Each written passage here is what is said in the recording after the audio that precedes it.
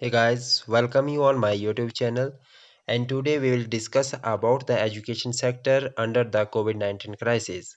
As you see that education sector is facing lots of problem due to the COVID-19 crisis. It has faced many problems due to this pandemic. As you see that after mid of the March, all schools, college and university got closed, and there is no hope to reopen of these sector or these institution.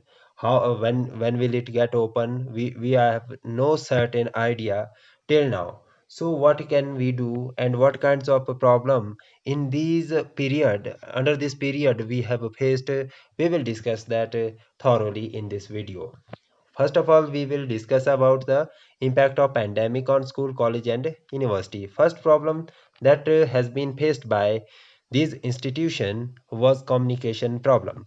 Very great and in a very if we will talk about in a very great manner, this problem got arised due to this pandemic. Communication barrier arises because there is no proper channel of the communication among the teacher and the student. How to communicate, how to transfer files data to the student, whatever they have to teach, how to handle all the classes, how to handle all the lectures, all the test series, etc. Everything, lots of problem has been faced by the teacher as well as by the student, or as well as the administration of the college and school and university. So the communication problem was the very big problem under this COVID-19 crisis. Second problem got arises due to this COVID-19 crisis, that is a lack of proper training of digital education.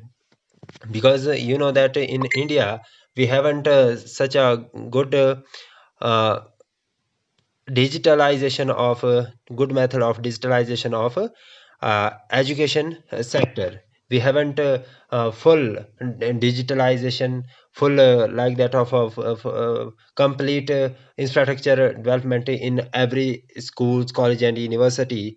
So we faced lots of digitalization problem, and our staff, teacher, student are not frequent to or habitual to use the technical uh, education system.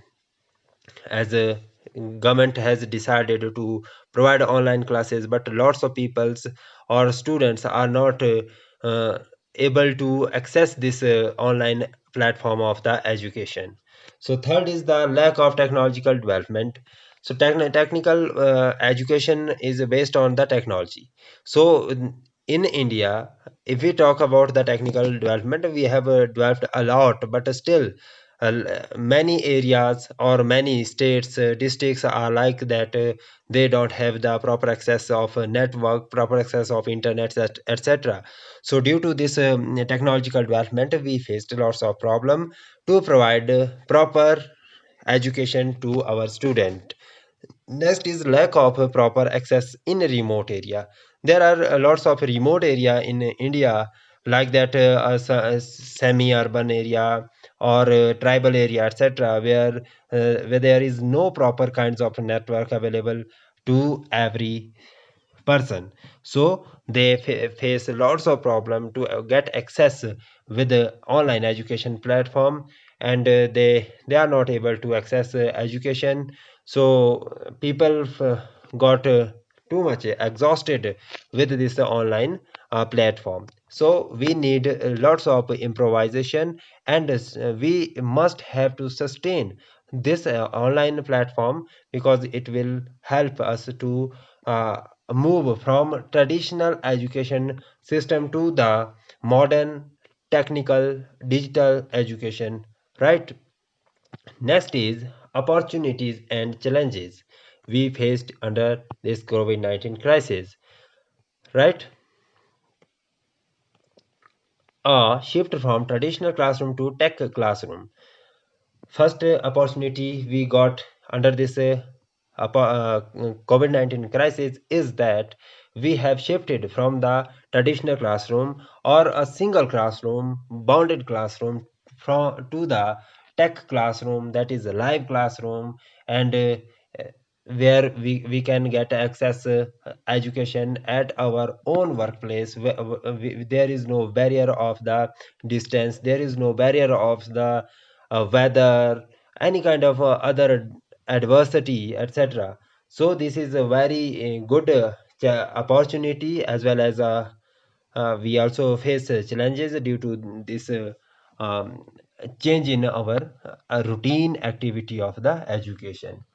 Interactive learning through tech based platform, so it is also very good thing that we got interactive learning through the uh, education, technical education, as a as the teacher is able to provide good uh, method of teaching, like that they provide animated video, or PPT, as well as other kinds of study material, which makes a student more interesting in getting touch with the education.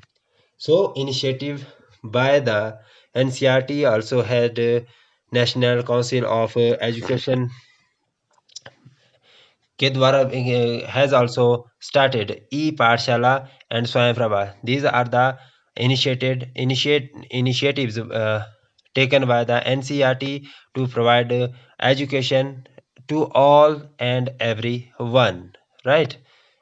Next is way forwarded. What kind of way forward is there under this section? So adoption of the technology based learning. First is that we must have to adopt technological based learning, and second is increase in hours of teaching. We must have to increase our teaching hours. Due to this increasing in hour, we can get access with more student. We can get interaction with more students, and the student can got their answer clearly. And next is increasing in accessibility of tech education. Next is there is other initiative taken by the government, that is Bharat Pade Online and Yukti portal. These are two portals started by the government. Bharat Pade Online is a week long up to 16 April 2024, generating ideas for improving the online education system, and it aimed to invite all best brains in India to share solution directly with the MHRD to overcome the barrier of online education while promoting the available digital education system. This is Bharat Pade Online. Next is Yukti is Young India Combating COVID with Knowledge, Technology and Innovation. Is a unique portal and a dashboard to monitor and record the efforts and initiatives of MHRD. It also cover the various initiatives and efforts of the institutions in academics, research especially related to COVID-19, social initiatives by institution, and the measures taken by the betterment of the total well-being of the student. And it will also allow various challenges which are there because of the unprecedented situation of COVID-19 and another future initiatives.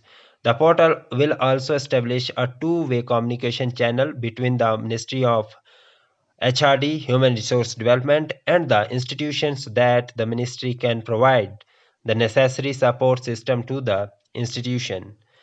Next is this portal will help in addressing critical issues relating to students, promotion policies, placement related challenges, and physical and mental well-being of students in these challenging time.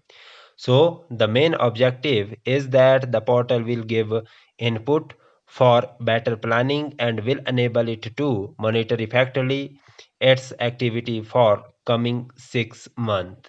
Right. Next is Yukti 2.0. Right.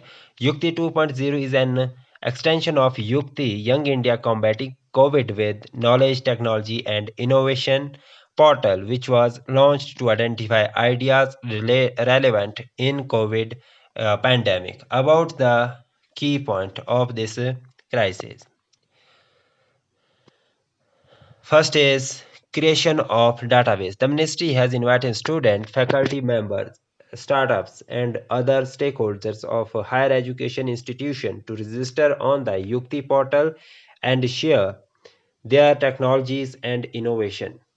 So importance of database shared will be showcased to the investor community such as businessmen, farmers, and industrialists, that is students will be able to sell their idea.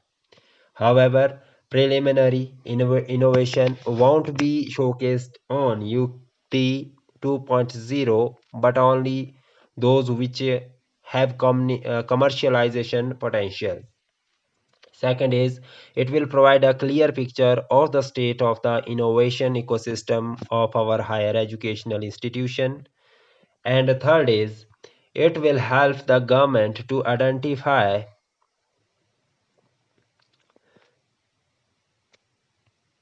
the bottlenecks and formulate appropriate policies to strengthen the innovation ecosystem in the country. Further, it also offers solution to the problem faced by the country and in line with the Atmanirbhar Bharat, right? We have started another initiative that is Atmanirbhar Bharat, that is self-reliant India. Yukti 2.0 will also help in fostering the culture of innovation and entrepreneurship in academic institutions. Other initiative to boost innovation. In institution of eminence schemes is a government schemes to provide the regulatory architecture for setting up or upgrading of 20 institution, that is 10 from public sector and 10 from private sector as world class teaching and research institution. Various amendments have been made. Through the Atal Innovation Mission, the government has established Atal Tinkering Laboratories in schools across the country. The objective of this scheme is to foster curiosity, creativity, and imagination in young mind and inculcate skills such as design mindset, computational thinking, adaptive learning, physical computing. Next is Smagra Shiksha. This is another initiative. Smagra Shiksha is launched by Ministry of Human Resource Development in implementing the schemes of vocationalization of schools education.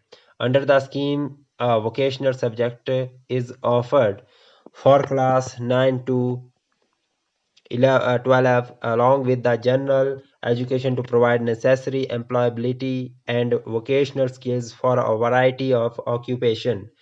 Key provision. Smagra Shiksha is an integrated schemes for school education extended from the preschools to class 12 to ensure inclusive and equitable equality education to all level of school education. You see, right? With this, the people who got education after school, they will be able to generate some kinds of skills and will be able to generate employment for their self, right? Next is to subsume the three schemes of Sarva Shiksha Abhiyan and Rashtriya Madhyamik Shiksha Abhiyan and teacher education, right? This is Smagra Shiksha initiative and it has subsumes three policies, that is Sarva Shiksha Abhiyan SSA and RAMSA, that is Rashtriya Madhyamik Shiksha Abhiyan and teacher education TE. Next is the T schemes treat schools education holistically as a continuum from preschool to class 12, and the main emphasis of the scheme is on improving the quality of schools education by focusing on the two T's, that is teacher and technology, right? So next, the what is the vision of Smagra Shiksha, and it has vision of the scheme is to ensure inclusive and equitable quality education from preschools to senior secondary stages in accordance with the Sustainable Development Goals for Education, and it aimed to ensure that all boys and girls complete free, equitable, and quality primary and secondary education, leading to relevant and effective learning outcome. Second aim is to eliminate gender disparity in education and equal access to all level of education. Right. Next is the scheme. The scheme mainly aimed to support states in the implementation of the Right of Children to Free and Compulsory Education Act 2009. And right to education is a fundamental right under Article 21, Clause A of the Constitution of India. Next is funding pattern. What is the funding pattern under this scheme? The scheme is being implemented as a centrally sponsored scheme, right? The fund sharing pattern for the scheme under between the center and state is at present in the ratio of 90 ratio 10 for the northeastern state and the Himalaya state, and 60 to 40 ratio for the other states and union territory with the legislature, right? And it's 100% centrally sponsored for union territory without legislature, right? Next is the scheme also proposed to give flexibility to the states and UTs to plan the prioritized their intervention within the scheme's norms and the overall resource envelope available to them, right? So this was all about the this today's video. If you find any kinds of doubt, you can ask me, and you can comment, right? And please share, subscribe my YouTube channel. Thanks to watch this video.